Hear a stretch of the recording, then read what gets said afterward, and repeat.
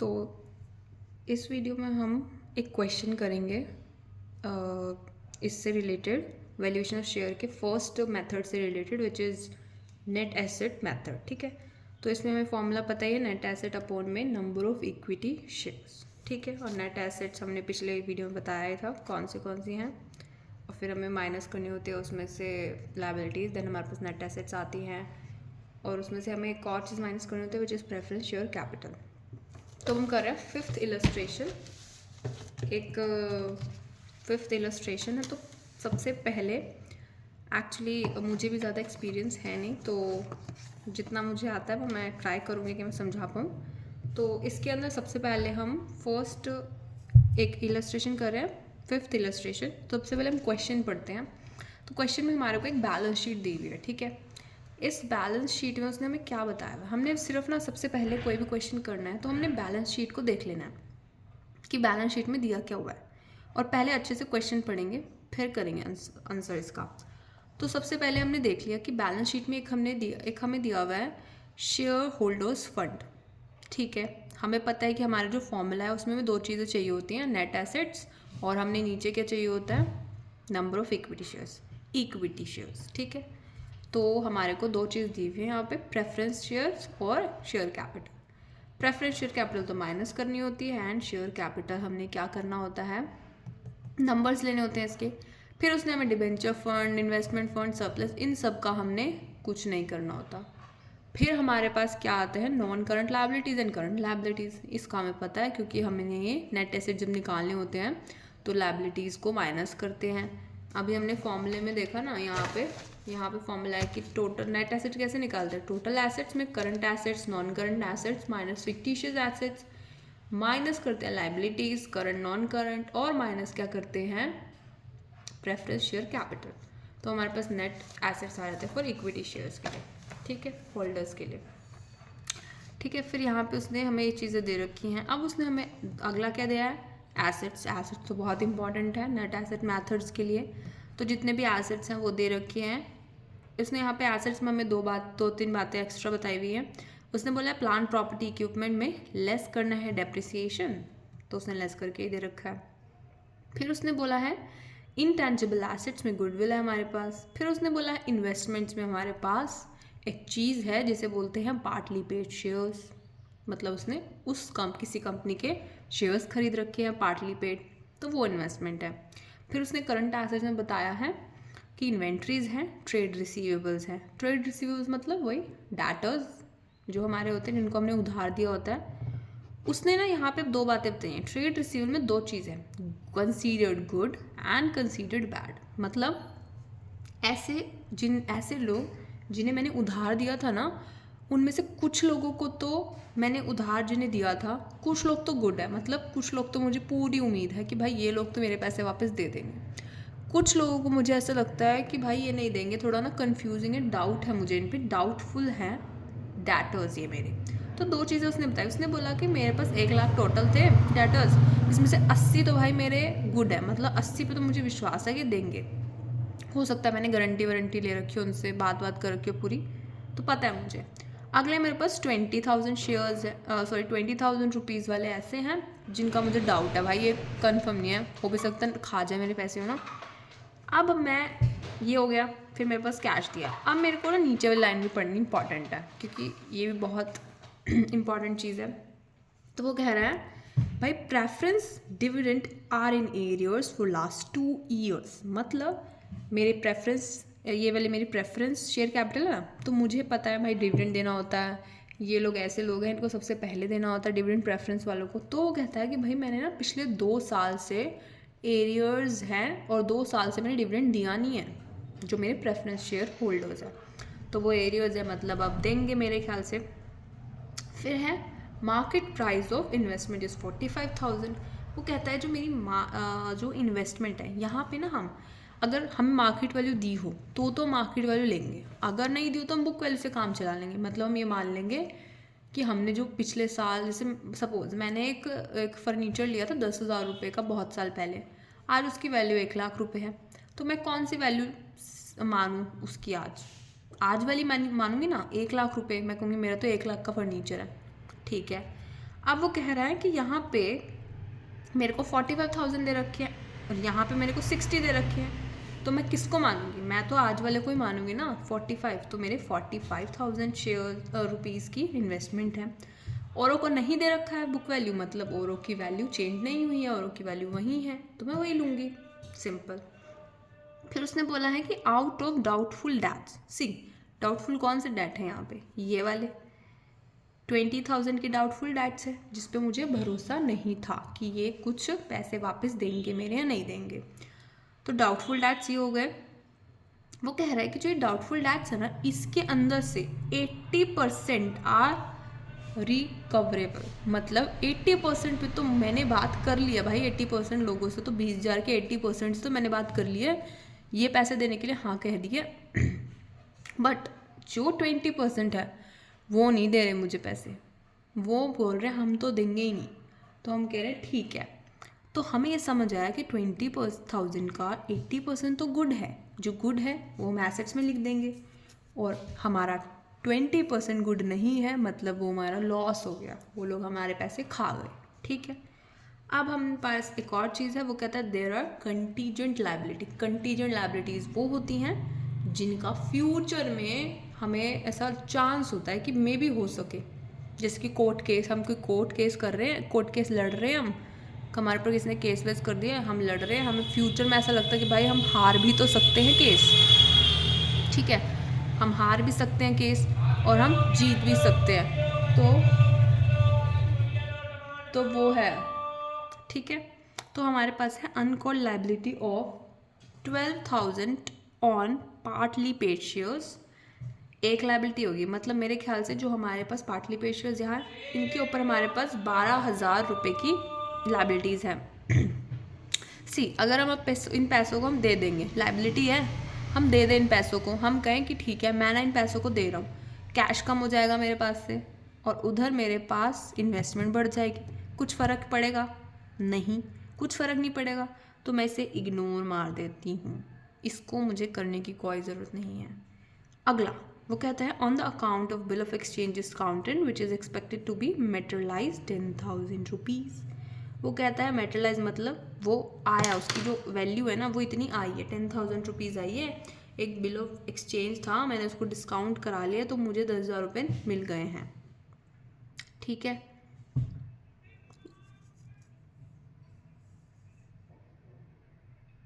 मतलब मेरे को नहीं मिल गए हैं 10,000 रुपये, उस बंदे को मिल गए हैं जिसको मेरे को देने थे ना, जिसको पैसे, उस बंदे ने 10,000 रुपये मेटेरियलाइज करा लिए, निकलवा लिए हैं, मैंने बिल ऑफ एक्सचेंज दिया था, उसने कैश करा लिया।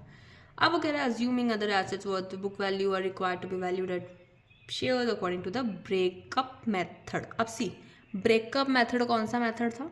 Net asset method. हमने अभी स्कोर नहीं दिया, नेट एसेट मेथड के बहुत सारे नाम हैं, breakup method, intrinsic value, see intrinsic value method, breakup value method, asset value method and asset backing method. किसी भी नाम से क्वेश्चन आ सकता है, हमें सब नाम याद रखने हैं, ठीक है। अब हम आते हैं अपने सीधा क्वेश्चन पे। देखिए अब हमें क्वेश्चन करना है, तो हमें क्वेश्चन करने के लिए सबसे पहले निकालने होते हैं नेट एसेट्स, ठीक है। तो नेट एसेट निकलते हैं टोटल एसेट से, तो हम पहले अपने टोटल एसेट्स देख लेते हैं। देखिए सबसे पहले हम अपने एसेट्स में देखेंगे नॉन करंट में प्रॉपर्टी जो भी है, ठीक है, पूरा नहीं लिखेंगे, 2,90,000,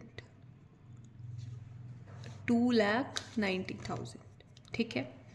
उसके बाद हमारे पास मैंने डेप्रिसिएशन माइनस करके लिखा है यहाँ पे, ठीक है। मेरे पास जो ये है ना, ये देखो प्लांट प्रॉपर्टी 3,50,000 की थी, 60,000 क्या था डेप्रिसिएशन, माइनस होकर लिखेंगे 290, तो मैंने वही लिख दिया डायरेक्ट, ठीक है। फिर हमारे पास क्या है, हमारे पास फिर है इंटेंजिबल एसेट्स, गुडविल 50,000, हमारे पास कुछ इंटेंजिबल एसेट्स से रिलेटेड बोल रहा है, नहीं बोल रहा है, तो हम यहाँ पे लिखेंगे गुडविल कितना है 50,000, 50,000, 50,000, यस 50,000 है। अब यहाँ पे ये हो गया 50,000। अब उसके बाद हमने लिखना है इन्वेस्टमेंट। इन्वेस्टमेंट मार्केट प्राइस पे लिखेंगे। क्या है मार्केट प्राइस पे इन्वेस्टमेंट का है 45,000। 45,000 हो गई। अब हमने लिखना है हमारे करंट एसेट्स में सबसे पहले इन्वेंट्री 1,80,000। हमारे ट्रेड रिसीवेबल जिसमें से हमें क्या लिखना है गुड ओनली, तो गुड में क्या है 80,000 तो हमारे थे ही गुड। ये देखो ये 80,000 तो गुड ही थे। हमें 20,000 में से 80% गुड है, तो 20,000 का हमारा 80% हमें पता है क्या होता है 16,000 रुपीज़ हमारे गुड है। मतलब 80,000 प्लस 16,000 ये हमारे टोटल क्या हुए हैं ट्रेड रिसीवेबल। ठीक है, उसके बाद हमारे पास है कैश जो कि हमारे पास 40,000 का। ओके, और देखिए एक और चीज़ इसके अंदर यहाँ लिखा है शेयर इशू एक्सपेंसेस। क्या हम इसे लेंगे? नहीं लेंगे, क्योंकि ये हमारा फिक्टिशियस एसेट्स है। जो भी यहाँ पे ऐसे बिल्कुल लास्ट में होता है ना, मेनली बैलेंस शीट के बिल्कुल लास्ट में जो एसेट्स होते हैं ऐसे अलग से हेडिंग बना के करंट नॉन करंट के बाद भी फिक्टिशियस ही होते हैं, जैसे कि डिस्काउंट पता नहीं कौन सा रिजर्व होता है, share issue expense, discount on debenture tax, ऐसे कुछ होता है ना, जो भी वो सब फिक्टिशियस होता है, उनको नहीं लेना। फिक्टिशियस मतलब नाम मात्र के एसेट्स, उन्हें लेके हमें टाइम नहीं वेस्ट करना अपना। ठीक है, ये हो गए हमारे पास एसेट्स। ठीक है, अब हमने इसका टोटल निकालना है, तो इसका टोटल क्या है 701,000। ठीक है, ये हमारे पास क्या है टोटल एसेट्स। ठीक है, हमें पता है फॉर्मूले में क्या था, माइनस करते हैं लाइबिलिटीज़। लाइबिलिटीज़ ले लेते हैं वही करंट एंड नॉन करंट। तो देखिए करंट तो दो हैं, trade payables and outstanding expense. Non current 14% debenture, इसे भी ले लेते हैं। क्या है यहाँ पे सबसे पहले 14% डेब। ठीक है, लिख लेते लो अमाउंट 1 लाख। टीपी हमारे पास है 90,000 और आउटस्टैंडिंग एक्सपेंस हमारे पास है 10,000। मैं शॉर्ट में लिख रही हूँ। ठीक है, फिर हमारे पास ये हो गया। ये हमें ऐसा लग रहा है कि ये तो हो गया, हमें तो पीछे एडजस्टमेंट भी तो दे रखी है, तो एडजस्टमेंट के अकॉर्डिंग क्या है हमारी एक 10,000 रुपये की लाइबिलिटी बनी है। मतलब हमने किसी को बिल दिया था, बिल ऑफ एक्सचेंज दिया, तो उसने वो मटेरियलाइज कर, मतलब कैश में कन्वर्ट करा, तो वो हमें हमारे अकाउंट से कट गए वो पैसे। तो हमने यहाँ पे क्या लिखना है liability of B R discounted, जो मर्जी लिख लो, आंसर आने से मतलब होना चाहिए। ठीक है, ये हो गया। तो इसका हमारे पास टोटल लाइबिलिटीज़ आ रही है 2,10,000। ठीक है, हमें पता है हमें आंसर निकालना है। निकालना क्या था हमें आंसर नेट एसेट्स। अभी हमने लाइबिलिटीज़ निकाली। अब एक और चीज़ माइनस करेंगे फॉर्मूले के अकॉर्डिंग। यहाँ फॉर्मूला लिखा है ना मैंने, फॉर्मूले में हमने टोटल एसेट्स कर लिए, लाइबिलिटीज़ कर ली, एक मोस्ट इम्पॉर्टेंट चीज़ रह गई शेयर प्रेफरेंस शेयर कैपिटल। तो प्रेफरेंस शेयर कैपिटल हमने माइनस करनी है। माइनस करेंगे प्रेफरेंस शेयर जो भी है कैपिटल। ठीक है, देखो अब यहाँ पे ना प्रेफरेंस शेयर कैपिटल हमें दे रखी है 1,50,000। तो मैंने, और हम ये कर क्यों रहे हैं, हमें पता होना चाहिए ना हम ये कर क्यों रहे हैं, क्योंकि हमें इक्विटी शेयर्स वालों के लिए निकालना है एंड में सामान। हमें सब बाहर निकाल देने, जो ये टेम्परेरी लोग हैं प्रेफरेंस वगैरह, हम कह रहे हैं भाई अपनी कैपिटल लो, चले जाओ यहाँ से, अपना डिविडेंड लो और निकलो। हमें तो अपने प्रेफरेंस शेयर वालों इक्विटी शेयर वालों के लिए अमाउंट देखना है कि उनकी वैल्यू क्या निकलेगी, तो उनके लिए अमाउंट देखना है। तो हम सबको बाहर निकाल रहे हैं। अब देखो हमें डिविडेंड की बात भी बोली थी, मैंने आपको बोला था कि क्वेश्चन में बोला हो डिविडेंड डिबेंचर तो हम लेंगे नेट एसेट्स में, वरना नहीं लेंगे। इसमें बोला है यस, इसमें बोला है 2 ईयर्स का क्या है हमारे पास, 2 ईयर्स का हमारे पास है एरियर्स। तो 2 ईयर्स का एरियर्स हमें जब बताया है उसने, तो 2 ईयर्स का एरियर्स जो हैं वो हमें यहाँ पे देना पड़ेगा। तो डिविडेंड ऑफ 2 ईयर्स, देखो क्या बोल रहा है, 12% प्रेफरेंस शेयर पे 1,50,000 पे जाएगा, वो आता है 36,000 रुपीज़ 2 साल का, ठीक है।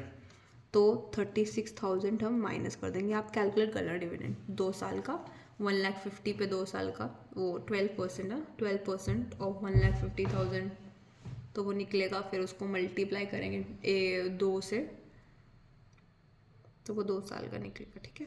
तो ये हमारे पास अमाउंट आ गया 18600। ओके, अब हमारे पास ये दोनों चीज़ों को जब हम माइनस करेंगे तो हमारे पास क्या आंसर आएगा, हमें मतलब 7,01,000 में से एक तो हमें माइनस करनी थी अपनी सारी लाइबिलिटीज़ जो कि हमारी थी 210 की, फिर हमने माइनस करनी थी अपनी सारी और लाइबिलिटीज़ जो कि हमारी प्रेफरेंस वालों के रिलेटेड थी, तो 1,60,000। तो हम यहाँ पे अगर करें कि हमारे टोटल एसेट्स में क्या है 710, ठीक है, माइनस करेंगे लाइबिलिटीज़ 2,10,000, माइनस करेंगे डिविडेंड, तो यहाँ आया 2,10,000 और ये आया प्रेफ वालों की डिविडेंड जो भी है क्या है 186, इन दोनों को हम ऐड कर लेते हैं, ये आया, इसको हमें क्या करना है माइनस 396,123, 1 2 3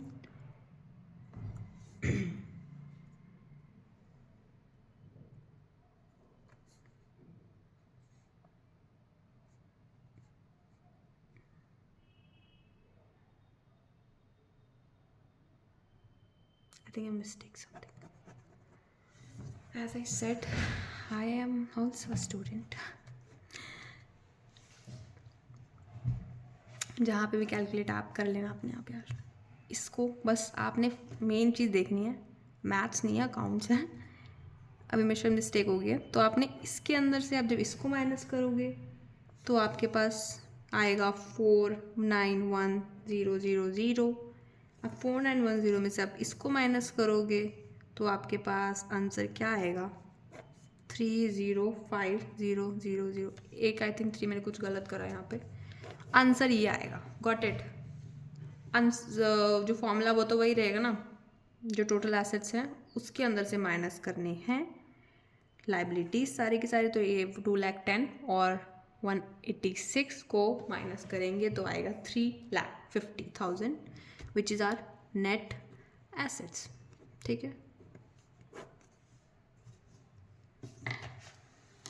अब हमारे पास निकल गए हैं नेट एसेट्स, अब हमें क्या निकालना है वैल्यू ऑफ शेयर। अब हमें पता है कि हमारे पास शेयर्स कितने थे, तो हम देख लेते हैं कितने थे। शेयर्स हैं हमारे पास 25। इक्विटी वालों को निकालना तो ना फॉर्मूला होता है क्या है नेट एसेट अपॉन में नंबर ऑफ इक्विटी शेयर्स, तो ये नंबर ऑफ इक्विटी शेयर्स है 25 इक्विटी शेयर्स, तो मतलब हमारे पास नेट एसेट अपॉन में नंबर ऑफ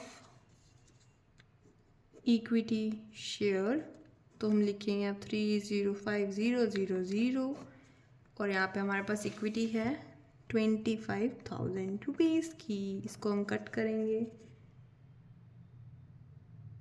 तो हमारे पास क्या आएगा, हमारे पास आएगा 12.20 रुपीज़ अपने एक शेयर की वैल्यू।